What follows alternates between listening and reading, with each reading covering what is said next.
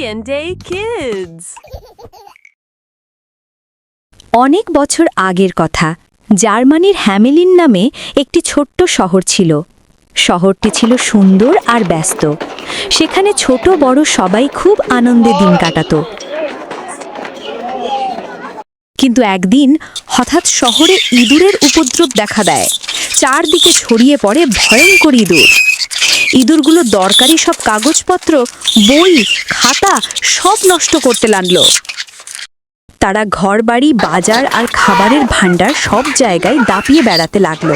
মানুষ ভয়ে আতঙ্কে দিশাহারা হয়ে পড়ল এবং ইঁদুরের ভয়ে পালাতে লাগলো। কোনো উপায় না দেখে শহরের মেয়র ও ধনী লোকেরা একটা ঘোষণা দিল যে এই শহরের ইঁদুরগুলো তাড়াতে পারবে তাকে পুরস্কার দেওয়া হবে। ঠিক তখনই শহরে এলো এক অচেনা মানুষ, রঙিন পোশাকে, মাথায় টুপি, হাতে বাঁশি। সে শহরের লোকদের বলল, আমি এই সব ইঁদুর তাড়িয়ে দিতে পারি, কিন্তু তোমাদের কথা ঠিক রাখতে হবে। শহরের মেয়র তাতে রাজি হলো। এরপর বাঁশিওয়ালা তার বাঁশি বাজাতে শুরু করল। আশ্চর্য, মায়াময় সুর শুনে শত শত ইঁদুর ঘর থেকে বেরিয়ে আসতে লাগলো। সে এক অদ্ভুত সুর। ইঁদুরগুলো বাঁশিওয়ালার পিছনে পিছনে দৌড়াতে লাগলো এবং সে তাদের নিয়ে গেল পাহাড়ের কাছে এক নদীর ধারে। ইঁদুরগুলো একে একে জলে ঝাঁপিয়ে পড়ল আর ডুবে গেল।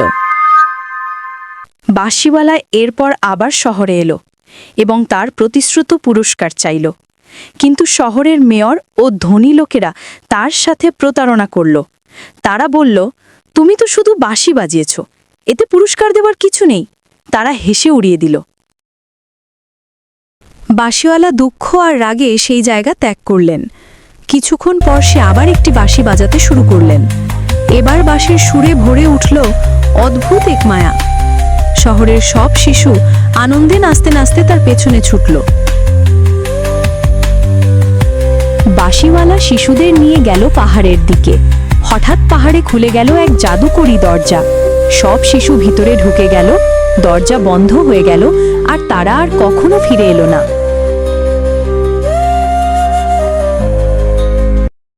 হ্যামেলিন শহর শোকের সাগরে ডুবে গেল। মায়ের কান্না, বাবার আহাজারি চারদিকে ভেসে বেড়াতে লাগল। শহরের সবাই বুঝতে পারল এটা প্রতিশ্রুতি ভঙ্গের পরিণতি। আর তাই এই শহরে এখন ভয়াবহ নিস্তব্ধতা বিরাজ করে।